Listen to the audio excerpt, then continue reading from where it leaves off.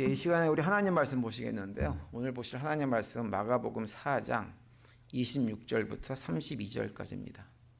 저랑 한 절씩 같이 교독을 하시겠습니다. 또 이르시되 하나님의 나라는 사람이 씨를 땅에 뿌린과 같으니 그가 밤낮 자고 깨고 하는 중에 씨가 나서 자라되 어떻게 그리 되는지를 알지 못하느니라. 땅이 스스로 열매를 맺되 처음에는 싹이요 다음에는 이삭이요 그 다음에는 이삭의 충실한 곡식이라. 열매가 익으면 곧은 낫을 대나니 그는 추수 때가 이르렀음이라. 또 이르시되 우리가 하나님의 나라를 어떻게 비교하며 또 무슨 비유로 나타낼까? 겨자씨 한 알과 같으니 땅에 심길 때에는 땅 위의 모든 씨보다 작은 것이로되. 32절 다 같이요. 심긴 후에는 자라서 모든 풀보다 커지며 큰 가지를 내나니 공중의 새들이 그 그늘에 깃들일 만큼 되느니라. 아멘. 예, 오늘은 이 말씀을 중심으로 거룩한 씨, 그루터기라는 제목으로 함께 말씀을 나누겠습니다.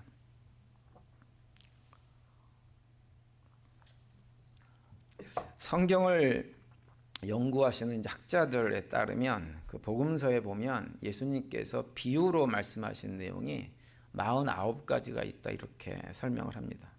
그 가운데 씨에 관련된 비유가 상당히 많이 있어요. 그래서 지난번에 살펴봤던 대로 4개의 밭에 씨를 뿌리는 사람에 관한 비유로부터 시작을 해가지고 오늘 본문에 나오는 자라나는 씨에 관한 비유, 또 겨자씨 비유, 그 외에도 알곡과 가라지 비유 같은 비유들이 굉장히 많이 있습니다. 오늘 본문에 보시면 먼저 26절에서 29절까지는 뿌려진 씨가 은밀하게 자라서 추수를 하게 된다라고 하는 내용이 언급되어져 있죠. 그리고 30절, 32절까지 내용은 겨자씨 비유가 기록되어져 있습니다. 겨자씨라고 하는 것이 씨 중에 가장 작은 씨 가운데 하나지만 그것이 자라면 새들이 깃들일 만큼 큰 나무가 된다라고 하는 내용입니다. 오늘 이 두 가지 비유를 통해 의미를 말씀을 좀 드리려고 하는데요. 이 비유들에 대해 설명을 드리기 전에 먼저 좀 확언적으로 드릴 말씀이 하나 있는 건 뭐냐면 오늘 본문 26절, 29절까지 나오는 그 씨 뿌리는 비유, 씨가 자라나는 과정을 보여준 비유에서 28절에 보시면 싹이 나고 이삭이 나고 그 다음에 곡식이다 이런 표현이 있는데요. 이 표현을 우리가 좀 오해하지 말아야 됩니다. 성경을 읽으면서. 이 표현은 뿌린 씨가 이렇게 곡식으로 자라나는 과정을 보여주긴 하지만 이것이 우리들의 신앙이 자라나는 과정, 성장 단계를 설명하고 있는 것은 아니라고 하는 거예요. 여러분, 만약 실제로 우리가 하나님께서 우리에게 말씀의 씨앗을 딱 뿌려주셨는데 그 말씀의 씨앗이 우리 안에서 이렇게 무럭무럭 자라나가지고 열매를 맺는 일이 생기면 얼마나 좋겠어요. 근데 신앙생활 해보니까 그게 실제로 그렇게 되던가요? 그렇게 안 됩니다. 현실이 그게 아니에요. 말씀이 아무리 뿌려져도요, 우리 신앙이 교회 생활을 오래 하면 오래 한 것만큼 신앙이 단계적으로 쭉쭉쭉쭉 성장을 하냐 하면 그런 일이 벌어지지 않습니다. 그러니까 이 씨 뿌리는 자의 비유를 가지고 그렇게 적용을 하는 것은 잘못된 적용이라고 하는 거예요. 마치 지난번에 그 씨 뿌리는 비유에서 4개의 밭을 그 밭의 상태를 가지고 성도들을 4가지의 수준의 성도로 구분해서는 안 된다고 말씀드렸는 것과 똑같은 것입니다. 또 30절 이하에 나온 겨자씨 비유도 마찬가지예요. 눈에 보이지 않을 만큼 작은 씨가 큰 나무로 되는 것처럼 우리의 믿음도 비록 시작은 미약하게 작게 시작되었지만 나중에는 창대하게 될 것이다 라고 하는 이런 소망을 가지라고 이런 말씀을 해주시는 것이 아닙니다. 그렇게 생각하시면 안 돼요. 오늘 우리가 읽은 2가지 비유는 지난번에 살펴본 씨 뿌리는 자의 비유와 마찬가지로 모두 다 무엇에 관한 것이냐면 하나님 나라에 대한 비유라고 예수님께서 딱 못을 박아서 말씀을 하고 계세요. 그러니까 이 비유를 통해서 무엇을 말해주냐면 우리의 신앙 상태의 변화, 성장 이걸 말해주는 것이 아니라 그냥 하나님 나라에 대해서 예수님께서 우리에게 설명을 해주고 있는 거예요. 그래서 26절 보시면 이렇게 말씀합니다. 우리 함께 봉독하겠습니다. 다 같이 시작. 또 가라사대 하나님의 나라는 사람이 씨를 땅에 뿌린과 같으니라 이렇게 말씀을 하고 있어요. 하나님의 나라에 대해서 얘기하는 거예요. 또 30절과 31절 보시면 이렇게 돼 있죠. 함께 봉독하겠습니다. 시작. 또 가라사대 우리가 하나님의 나라를 어떻게 비하며 또 무슨 비유로 나타낼꼬 겨자씨 한 알과 같으니 이렇게 말씀을 합니다. 그러니까 하나님의 나라에 관한 비유를 하는 것이지 우리에 관한 얘기를 하는 것이 아닙니다. 그래서 이 비유를 가지고 적용을 하면서 우리의 신앙 단계가 어쩌고 시작은 미약해도 나중은 창대해질 것이다 라고 하는 얘기를 해서는 안 되는 거예요. 시작이 미약했지만 끝까지 미약한 경우가 얼마나 많이 있습니까? 또 어떤 경우는 시작은 창대하게 시작을 합니다. 성령에 불받아가지고 막 시작은 창대하게 하는데 끝이 지지분해지는, 미약해지는 경우가 상당히 많이 있어요.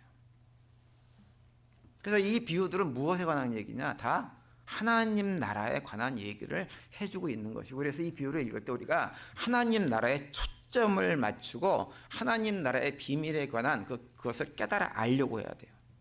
다시 말하면 하나님 나라가 어떻게 시작되어지고 어떻게 우리가 그 나라를 맛보고 누리며 살 수 있는지에 대해서 우리가 확인하려고 해야 되는 거예요. 예수님 당시에 많은 사람들이 하나님 나라에 대한 열망이 있었어요. 그것은 왜 그런 열망을 가졌냐면 구약 시대부터 선지자를 통해서 계속해서 반복해서 약속해 주셨기 때문에 그래요. 근데 문제는 당시 많은 사람들이 가지고 있었던 하나님 나라에 대한 열망이 잘못된 열망이었어요. 하나님 나라를 오해했습니다.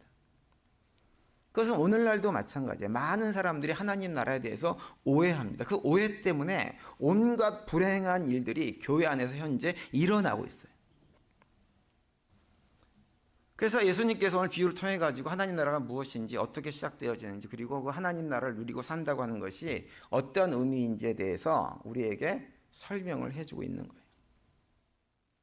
당시에 하나님 나라를 오해하는 많은 사람들이 가졌던 가장 큰 오해는 뭐냐면 하나님의 나라를 이 땅에 지극히 세속적으로 이루어지는 어떤 나라, 제국 이런 것으로 꿈꾸는 것이었어요.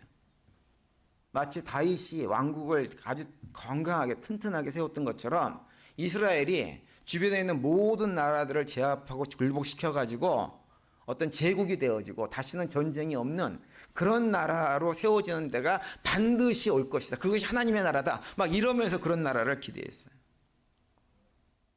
그런 꿈을 오늘날에도 꾸고 있죠. 오늘날에도 교회를 다니는 분들, 예수를 믿는다고 하면서 하나님 나라를 꿈꾸는 분들 보면 어떤 생각을 가지고 있냐면 천지 만물을 창조하신 하나님의 강력한 힘과 능력을 가지고 이 땅에 있는 모든 악한 자들을 물리치고 제거해서 세워지는 하나님의 나라를 꿈꾸는 경우가 많이 있습니다. 그래서 예전에 보면 그 한국의 대통령이었던 어떤 분은 서울시장을 하면서 서울시를 하나님께 바친다고 해가지고는 그냥 교회 환호성을 받았어요. 그러니까 그런 걸 꿈꾸는 거예요. 그러다 보니까 어떤 일이 벌어지냐면 교회가 생각할 때 상대방이 어떤 악한 존재다라고 생각되는 어떤 대상이 있으면 그 존재를 정해놓고 어떻게 하냐면 싸움을 합니다. 싸움을. 그 대상을 놓고. 인간적인 세상적인 싸움을 해요. 소위 오늘날 복음주의 교회라고 하는 사람들이 그런 행동을 하고 있어요. 저는 왜 그분들을 세상에서 자꾸 복음주의 그러는지 이해를 할 수가 없어요.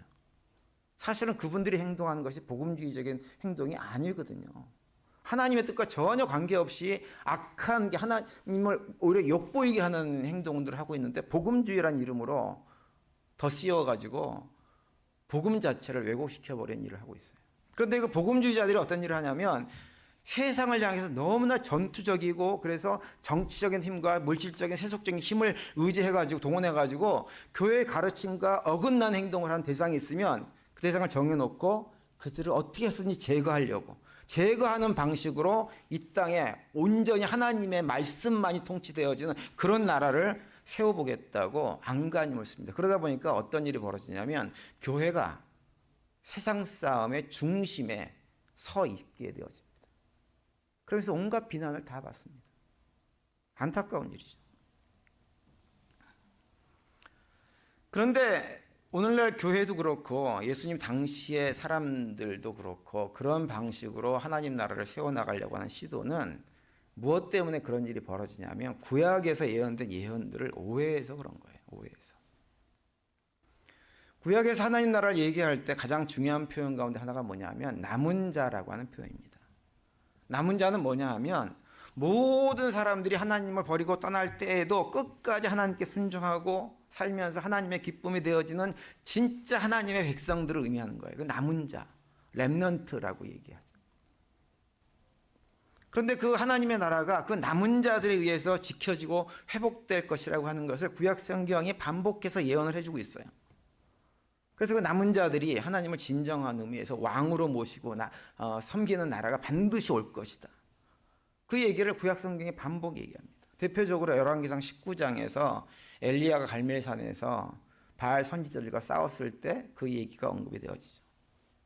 갈멜산에서 엘리야가 바알 선지자를 다 물리치고 싸움에서 승리했어요. 근데 그 승리를 하고 나서 갑자기 자신을 죽이겠다고 하는 그런 위협이 다가오니까 그 위협을 느끼고 호렙산이라는 곳으로 도망을 칩니다. 그래서 그곳에서 하나님께 투정을 해요. 불평을 해요. 하나님, 이스라엘 민족 가운데 이제 살아남은 것, 하나님을 예비하고 경배하고 순종하고 살려고 하는 사람은 유일하게 나 혼자 남았습니다. 이렇게 탄식을 해요. 그럴 때 하나님께서 엘리야에게 찾아오셔가지고 그렇지 않다. 내가 하나님을 온전히 예비하는 자 7,000명을 여전히 남겨두었다. 이렇게 하나님께서 엘리야에게 얘기를 해줍니다. 그것이 남은 자에 대한 첫 번째 얘기예요.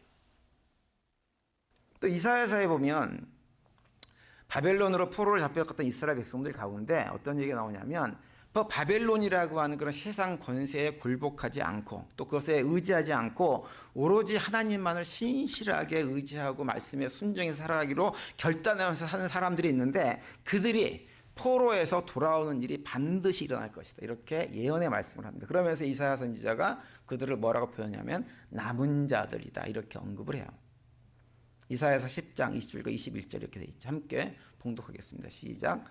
그날에 이스라엘의 남은 자와 야곱 족속의 피하나는 자들이 다시는 자기를 친 자를 의뢰치 아니하고 이스라엘의 거룩하신 자 여호와를 진실히 의뢰하리니 남은 자 곧 야곱의 남은 자가 능하신 하나님께로 돌아올 것이라. 이렇게 예언을 해줍니다. 그 남은 자가 돌아와서 하나님의 나라를 온전하게 세우는 날이 반드시 올 것이라고 하는 거예요. 스바냐서에서는 구체적으로 그 남은 자들이 어떠한 자들인지를 우리에게 얘기해 줍니다. 스바냐 3장 17절 보시면 이렇게 되어 있어요. 다 같이 함께 봉독하겠습니다. 없나요? 없으면 제가 봉독해 드릴게요. 스바냐 3장 17절 열어주세요. 다 같이 시작. 너희 하나님 여호와가 너희 가운데 계시니 그는 구원을 베푸실 전능자시라. 그가 너로 인하여 기쁨을 이기지 못하게 하시며 너를 잠잠히 사랑하시며 너로 인하여 즐거이 부르며 기뻐하시리라. 이렇게 말씀을 하고 있어요. 하나님께서 이렇게 쳐다보기만 해도 너무너무 아름답고 귀하고 예쁘고 기쁨이 충만해지게 만드는 그런 자들이 있을 것이라고 하는 거예요. 저는 우리의 성도님들이 먼저 정말 여호와 하나님만을 사랑하고 의지함으로 해가지고 우리 하나님께서 우리 교회를 이렇게 바라보실 때 슈리포트 보조교회를 내가 바라보는 것만 해도 너무너무 기쁘다. 이 슈리포트 보조교회가 나의 꿈을 이루어주기 위해서 정말 이렇게 애쓰고 있구나. 너무나 귀하다라고 하는 칭찬을 받는 그런 성도, 그런 교회가 다 될 수 있게 되기를 정말 간절히 바랍니다. 그런데 이제 제가 그동안에 설교를 하면서도 여러 번 말씀을 드렸지만 구약 성경에 남은 자에 대해서 이렇게 반복해서 예언을 계속 선포함에도 불구하고 구약 시대에 정말 그렇게 하나님의 말씀에 철저히 순종하고 하나님을 신실하게 의탁하는 남은 자가 실제로 존재해서 하나님의 나라를 이루어냈냐 하면 전혀 그런 일이 생기지 않았어요. 오히려 시간이 지나면 지날수록 점점점 어떤 일이 벌어지냐면 그 남은 자를 찾아볼 수 없는 지경에 이르게 되어집니다. 그래서 구약성경 맨 마지막 책인 말라기에 보면 그 마음의 중심으로부터 완전히 하나님을 떠난 이스라엘 백성들을 하나님께서 엄하게 책망하는 내용이 기록되어 있어요. 말라기 2장 17절에 이렇게 말씀합니다. 함께 읽겠습니다. 시작. 너희가 말하기를 모든 행악하는 자는 여호와의 눈에 선이 보이며 그에게 기쁨이 된다 하며 또 말하기를 공의 하나님이 어디 계시냐 함이니라 이렇게 말씀합니다. 말라기 선지자가 선포한 시절에 이르게 되어지면 악을 행해요. 악을 행하면서 뭐라고 얘기했냐면 이것이 하나님께서 기뻐하신 일이야. 이렇게 얘기를 한다고 하는 거예요. 그렇게 얘기할 정도로 사람들이 뻔뻔해진 상태가 되어져 버렸어요. 그래서 이제 신약 성경으로 넘어온 로마서 3장 같은 데 보면 10절과 12절에서 이렇게 우리에게 단정적으로 선포를 해주고 있죠. 다 같이 함께 봉독하겠습니다. 시작. 기록된 바 의인은 없나니 하나도 없으며 깨닫는 자도 없고 하나님을 찾는 자도 없고 다 치우쳐 함께 무익하게 되고 선을 행하는 자는 없나니 하나도 없도다 이렇게 말씀합니다. 이 로마 3장 말씀이 구약성경 전체의 결론이라고 할 수가 있는 거예요. 선을 행하는 자, 다시 말하면 남은 자가 단 한 사람도 존재하지 않게 되었다고 하는 거예요. 그럼 구약 시대가 끝날 때쯤 또 로마서가 기록될 당시에 이렇게 남은 자가 하나도 없게 되었다고 하는 것은 뭐냐면 결국은 남은 자라고 하는 그런 존재는 이스라엘 백성들 가운데 어떤 사람들이 아니라고 하는 의미입니다. 그 사람들을 말하는 게 아니라고 하는 거예요. 그렇다고 한다면 그 남은 자는 누구를 의미하는 것일까요? 추측해보면 누구겠어요? 쉽죠? 누구예요? 바로 예수님을 의미하는 거예요. 그러니까 구약 성경에 언급된 모든 남은 자에 대한 기록은 다 누구에 대한 얘기냐면 예수님에 대한 얘기를 반복해서 하고 있는 거예요. 그래서 구약 성경을 보면 예수님을 상징하는 표현 가운데 하나가 뭐냐면 씨라는 표현이에요. 씨. 구약 성경에 기록된 히브리어 언어로 그 씨라는 말이 제라라고 하는 단어, 제라. 근데 그 단어를 통해서 장차 한 씨, 제라가 출발점에 대해서 하나님을 하나님 백성답게 회복시키는 날이 반드시 올 것이다라고 얘기를 합니다. 그 제라라는 단어가 가장 먼저 사용된 곳이 어디냐면 창세기 3장 15절 말씀에 이렇게 돼 있어요. 함께 봉독하겠습니다. 내가 너로 여자와 원수가 되게 하고 너희 후손도 여자의 후손과 원수가 되게 하리니 여자의 후손은 내 머리를 상하게 할 것이요 너는 그의 발꿈치를 상하게 할 것이니라 하시고 이렇게 말씀을 합니다. 이 말씀은 우리가 잘 아는 대로 아담과 하와가 타락한 이후에 아담과 하와를 타락하게 만든 뱀에게 하나님께서 심판의 메시지를 선포하시는 내용이에요. 근데 여기서 말하는 여자의 후손이라고 할 때 후손이라는 단어가 뭐냐면 제라라는 단어예요. 예수님을 의미하고 있는 거죠. 그 예수님이 여자의 후손인 예수님이 이 세상에 오셔가지고 사단을 멸하고 자기 백성을 회복하는 날이 반드시 올 것이라고 아담과 하와가 타락한 직후에 하나님께서 이미 예언을 하신 거예요. 그래서 이걸 흔히 성경학자들은 원시복음이다 이렇게 우리한테 말씀을 합니다. 또 창세기 22장 10절에 보면 이렇게 말씀합니다. 다 같이 함께 봉독하겠습니다. 시작.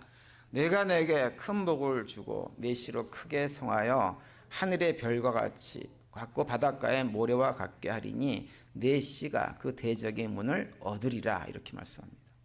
여기서 말하는 씨도 뭐냐면 제라라는 단어고 이 제라라는 단어도 역시 예수님을 의미하는 거예요. 이 말씀은 하나님께서 아브라함에게 후손을 주겠다고 약속을 하시는 내용이지만 결국 그 후손을 누굴 얘기하냐면 예수님을 말씀하고 예수님에 의해서 새롭게 시작되어진 하나님 나라와 하나님 백성들을 의미하고 있는 거예요. 그 백성들을 하늘의 별처럼 바닷가의 모래알처럼 많게 하는 날이 반드시 올 것이라고 하는 거죠. 여러분, 예수님께서 십자가에서 공생을 마치고 돌아가신 직후에 예수님의 죽음 이후에 어떤 일이 벌어졌나요? 우리 개개인의 삶의 모습을 보면 아무런 성장과 변화가 없는 것 같지만 어떻게 됐어요? 팔레스타인이라고 하는 그 곳에서 죽으셨던 예수님의 그 씨가 죽어서 어떻게 됐어요? 전 세계에 엄청난 기독교인들, 하나님 백성들을 역사 속에서 만들어내고 있잖아요. 그 얘기를 하고 있는 거예요. 또 이사야 6장 13절에 보시면 이런 말씀도 있습니다. 다 같이 함께 봉독해요. 시작.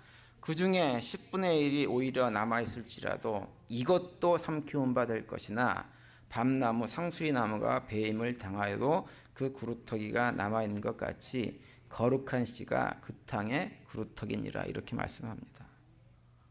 하나님 백성들이 10분의 1이 남았어요. 남아있는데 그것마저도 다 없어졌어요. 그것이 말라기에서 보여지는 현상이죠. 그 다 없어져가지고 끝난 것 같아요. 그런데 뭐가 남아있다는 거예요? 그루터기가 남아있다고 하는 거예요. 거룩한 씨 그루터기가 남아있다고 하는 거예요. 그거 누굴 얘기하는 거예요? 예수님을 얘기하는 거예요. 그분이 다시 시작하실 것이라고 하는 거죠.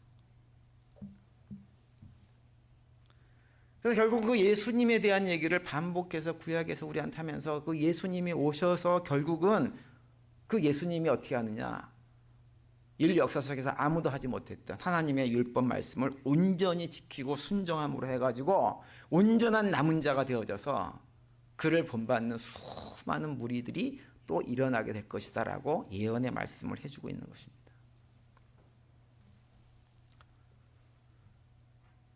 그리고 이제 그 예수님으로부터 예수님을 닮은 새로운 이스라엘 민족이 시작되어진다. 바로 그 사람이 누구예요? 우리들이에요. 우리들이에요. 다 우리들이에요. 그 사람들 우리들이에요.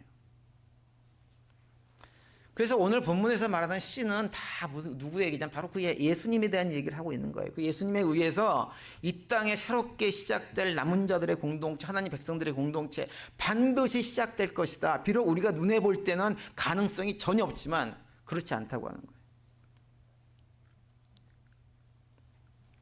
그런데 이제 이 씨에 관한 비유에서 우리가 한 가지 기억해야 될 것이 하나 있어요. 그것은 뭐냐 하면 씨라는 존재의 운명, 속성입니다. 여러분, 씨가 존재하는 이유가 뭔가요? 씨는 왜 존재하나요? 씨는 뿌려지기 위한 거예요. 근데 뿌려지기만 한 것이 아니라 뿌려져서 땅속에서 썩어 없어져야 돼요. 죽어야 돼요. 그것이 씨가 가진 운명이고 속성입니다. 씨가 씨로 남아있으면 아무런 의미가 없게 되어집니다. 아무런 열매도 맺지 못합니다. 씨가 죽어야 싹이 트고 성장하고 큰 나무로 만들어지는 거죠. 그래서 예수님께서 요한복음 12장에서 이렇게 직접 말씀을 하고 있어요. 12장 24절 이렇게 말씀합니다. 다 같이 보여주세요, 집사님. 요한복음 12장 24절 안 되어 있나 보죠. 제가 읽어드릴게요. 내가 진실로 진실로 너에게 이르노니 한 알의 밀이 땅에 떨어져 죽지 아니하면 한 알 그대로 있고 죽으면 많은 열매를 맺느니라 이렇게 말씀합니다. 하나님의 나라는 씨가 죽음으로부터 시작된다고 하는 거예요. 씨가 죽지 않으면 하나님의 나라는 이루어지지 않아요. 그래서 예수님께서 이 땅에 오셔서 하신 일이 뭐예요? 예수님께서 이 땅에 와서 하신 일은 십자가에서 죽으신 일이에요. 거룩하신 예수님께서 이 땅에 오셔서 죽으셨어요. 그분은 이 땅에 죽으러 오신 분이에요. 씨가 죽어서 열매를 맺는 것처럼 예수님도 십자가에서 죽음을 통해서 많은 사람을 의인으로 새롭게 만들어 하나님 백성이 되게 하고 하나님 나라의 완성을 위한 출발점으로 그들을 만드신 거예요. 여러분, 예수님은 세상 권력과 힘으로 세상적인 승리를 거두기 위해서 이 땅에 오신 분이 아닙니다. 예수님의 제자들은 그런 예수님의 역할을 기대했었어요. 그런데 예수님은 그런 기대를 한사코 거부하셨어요. 그리고 어떻게 하셨냐면 죽음을 통해서 하나님의 나라와 하나님 백성들을 회복하는 길을 가신 분이 예수님이십니다. 그래서 로마서 5장 18절에 보면 이렇게 말씀을 하고 있죠. 이것도 안 되어 있나요? 다 같이 시작. 그런즉 한 범죄로 많은 사람이 정죄에 이른 것 같이 의의 한 행동으로 말미암아 많은 사람이 의롭다 하심을 받아 생명에 이르렀느니라 이렇게 말씀을 하세요. 여기서 의의 행동이라고 하는 것은 예수님께서 죽기까지 하나님 말씀에 순종하신 것을 말합니다. 순종을 통해서 타락한 인간의 죄를 대속하심으로 해가지고 많은 사람들이 의롭게 되어지고 생명을 얻어서 하나님 백성이 되어진 거예요. 그것이 바로 우리들이에요. 그것이 예수님께서 이 땅에 오셔서 거룩한 씨로 오셔가지고 뿌려져 죽으심으로 맺어진 결과물입니다. 우리 모두가 다. 30절에서 얘기하는 겨자씨 비유도 예수님에 관한 얘기예요. 예수님의 죽음은 세상적인 시각으로 보면 겨자씨 하나처럼 정말 보잘것없는 한 사람의 죽음에 불과한 거예요. 2000년 전에 팔레스타인이라고 하는 지역에서 아무도 알아주지 않는 그 순간에 그곳에서 정말 버려진 채로 볼품없고 풍채도 없고 흙만 많은 것이 아무것도 없는 상태로 죽임을 당한 것이 예수님이라고 하는 존재예요. 그런데 그 겨자씨와 같은 예수님의 죽음이 결국은 상상을 초월하는 방식으로 하나님 나라를 회복시켜 나가고 세워져 나가고 있는 거예요. 그걸 보여주는 것이 겨자씨 비유예요. 여러분 오늘 본문이 그런 비유를 말씀해주고 있는 것이라고 한다면 이 비유를 통해서 우리가 배우고 깨달아야 될 것이 한 가지가 있어요. 다시 말하면 예수님의 사역을 통해서 우리가 배워야 할 것이 한 가지 있습니다. 그것은 뭐냐 하면 우리도 예수님처럼 죽어야 된다고 하는 거예요. 죽어야 된다는 거예요. 우리 모두가 예수님의 제자가 아니라고 한다면, 하나님의 자녀가 아니라고 한다면, 예수님의 죽으심으로 만들어진 또 다른 거룩한 씨라고 하는 것을 부정한다고 한다면 죽을 필요 없어요. 안 죽어도 돼요. 근데 내가 예수님의 제자라고 하는 것, 믿음의 고백이 있다고 한다면 예수님께서 그러하셨던 것처럼 우리도 우리의 옛사람을 십자가에 못 박고 죽음의 자리로 기꺼이 나아가야 됩니다. 그래서 예수님이 우리를 어디로 초대하시냐면 그 십자가의 자리로 우리를 초대하세요. 마가복음 8장 34절 35절 이렇게 말씀하고 있죠. 다 함께 시작. 무리와 제자들을 불러 이르시되 아무든지 나를 따라오려거든 자기를 부인하고 자기 십자가를 지고 나를 쫓을 것이니라. 누구든지 제 목숨을 구원코자 하면 잃을 것이요 누구든지 나와 복음을 위하여 제 목숨을 잃으면 구원하리라. 이렇게 말씀하세요. 예전에도 말씀드렸지만 십자가를 진다고 하는 건요 무거운 짐을 지는 게 아니에요. 못된 시어머니 모시는 게 십자가 지는 게 결코 아니에요. 못된 남편 비유 맞추는 게 십자가 지는 게 결코 아니에요. 그건 십자가 상관없는 일이에요. 진짜 십자가는 뭐냐? 자기를 부인하는 거예요. 나의 옛사람을 죽이는 거예요. 그걸 죽일 때 어떤 일이 벌어지냐? 진짜 사는 일이 경험되어지는 거예요. 그 말씀을 예수님께서 하고 있는 거예요. 성도들의 삶은 죽음을 위한 삶이에요. 자기를 부인하기 위한 삶이에요. 죽을 때 진짜로 살 수 있다고 하는 것이 예수님의 가르침이에요. 자기를 부인함으로 오히려 진짜 내가 새롭게 태어나는 거예요. 옛자가 죽어야 죄의 종로로 타지 않고 하나님의 백성으로 삼생명을 누리며 살 수가 있게 되어지는 것입니다. 그래서 로마서 6장 6절에 보시면 이런 말씀이 또 있죠. 다 같이 시작. 우리가 알거니와 우리의 옛사람이 예수와 함께 십자가에 못 박힌 것은 죄의 몸이 멸하여 다시는 우리가 죄에게 종로로 타지 아니하려 함이니 이렇게 말씀을 합니다. 이것이 하나님께서 우리에게 원하시는 거예요. 옛사람이 죽어서 다시는 죄에게 종로로 타지 않고 끌려다니지 않고 매어 살지 않고 이젠 참된 자유, 하나님께서 우리에게 주신 참된 자유의 열매를 맺으며 살아가는 그것이 하나님께서 우리에게 원하시는 거예요. 그런데 우리가 그렇게 죄의 종로로 사지 않으려면 어떻게 하느냐? 세상 욕심을 따라 살아가는 옛사람, 세상 습관들 끊어내고 죽여야 합니다. 그래서 믿음의 여정은 뭐냐 하면 그것을 죽여나가는 여정이에요. 옛사람이 죽는 여정이에요. 그것이 죽어나갈 때 우리는 점점점 거룩해지는 거예요. 구별되어지는 거예요. 세상 사람과 다른 삶을 살아가게 되는 거예요. 그 거룩함을 가지는 것이 우리의 목표여야 되는 거예요. 우리는 세상과 싸울 일이 없어요. 그래서 세상이 아무리 약해져도 악한 세상과 싸울 일이 없다고. 우리가 싸워야 될 대상은 뭐냐면 우리 안에 악하게 역사하는 우리 안에 옛사람과 우리는 끊임없이 싸워서 그걸 물리쳐야 돼요. 그럴 때 우리는 어떤 일이 벌어지느냐? 우리 안에 갈라디아서 5장에서 말씀하고 있는 성령의 열매를 맺어가는 삶을 살 수가 있는 거예요. 사랑과 희락과 화평과 오래 참음과 자비와 양선과 충성과 온유와 절제와 같은 9가지 열매를 맺어갈 수 있는 거예요. 그 9가지 성령의 열매는요, 내가 죽어야만 비로소 성령께서 일하시고 그 일하심을 통해서만이 맺어질 수 있는 일입니다.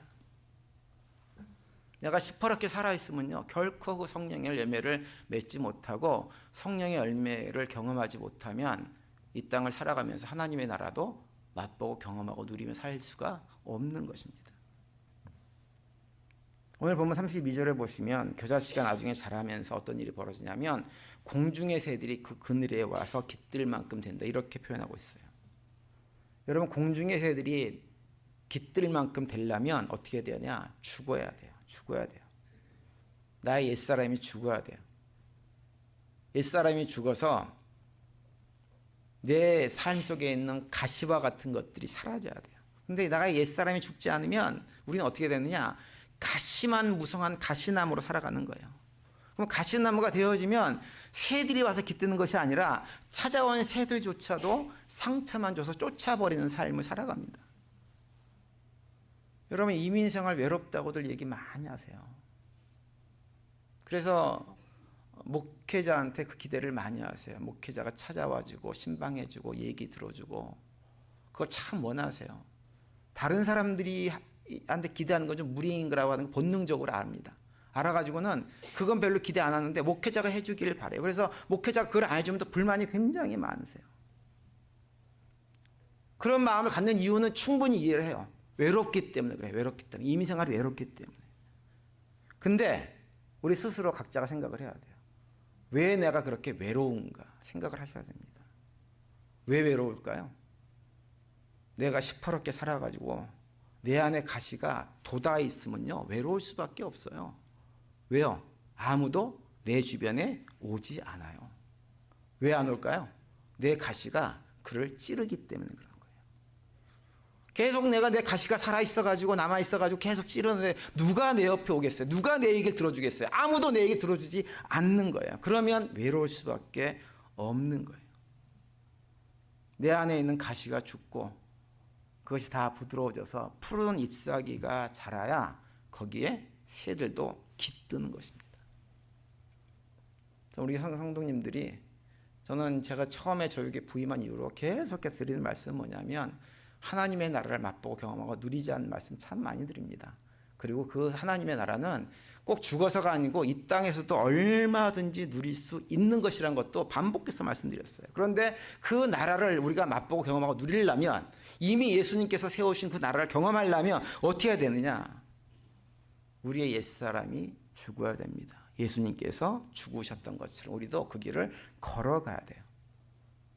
거룩한 씨가 되어져서 또 하나의 그루터기가 되어져서 삶을 살아갈 때 우리 삶이 외로움을 경험하지 않고 아름다운 교제와 공동체 안에서 복된 삶을 살아가면서 이 땅에서도 하나님의 나라를 경험할 수가 있게 되어지는 것입니다. 전 그런 삶들을 우리 교회 성도님들이 다 살아낼 수 있게 되기를 간절히 바랍니다. 돌아온 한 주간 동안에 그런 믿음의 길을 걸어가시면서 육신을 입고 살아간 이 땅에서조차도 하나님 나라를 풍성하게 경험하고 많은 믿음의 열매를 맺어가는 복된 한 주간이 되시기를 간절히 축원을 드립니다.